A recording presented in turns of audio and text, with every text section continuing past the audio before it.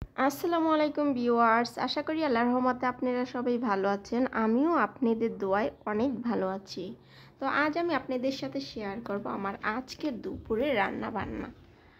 ভাত অলরেডি বলক এসে গেছে, এক চুলায় যা ডাল বসিয়ে দিচ্ছি, ডালও বলক এসে গেছে। ডাল রান্না করতেছি আজকে আমি টমেটো দিয়ে। তো আমার মেয়েরা টমেটো দিয়ে ডাল রান্না করলে সেই ডালটা খেতে ভীষণ পছন্দ করে। তো আমিও এই জন্য টমেটো দিয়ে সবসময় ডাল রান্না করি। ডাল হয়ে গেছে, এখন আমি ডালে বাগার দিয়ে নিব। পেঁয়াজ ভাজা আমার অলরেডি হয়ে গেছে, ডালে দিয়ে দিয়েছি। ভিউয়ার্স, ডাল আমার অলরেডি রান্না হয়ে গেছে, আমি আপনাদেরকে একটু ডালের লুকটা দেখাই।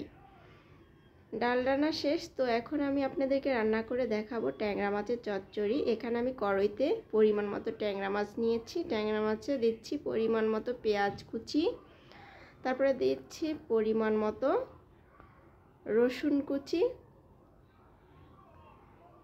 পরিমাণ মতো টমেটো, কাঁচামরিচ, পরিমাণ মতো মরিচ গুঁড়ো, হলুদ গুঁড়ো, স্বাদ মতো লবণ, পরিমাণ মতো তেল দিয়ে এখন আমি মাছগুলো হাতে মেখে নিব ভালোভাবে, যাতে সমস্ত মশলা মাছের ভিতরে প্রবেশ করে।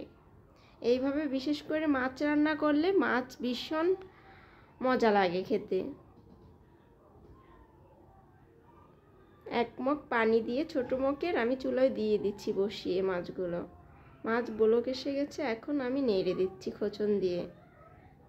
ভিউয়ার্স, রান্না হয়ে গেল আমার ট্যাংরা মাছের চচ্চড়ি। ভিউয়ার্স, আমার ভিডিও যদি ভালো লাগে তাহলে অবশ্যই লাইক এবং কমেন্ট করে জানাবেন। আমার চ্যানেলটিকে সাবস্ক্রাইব করে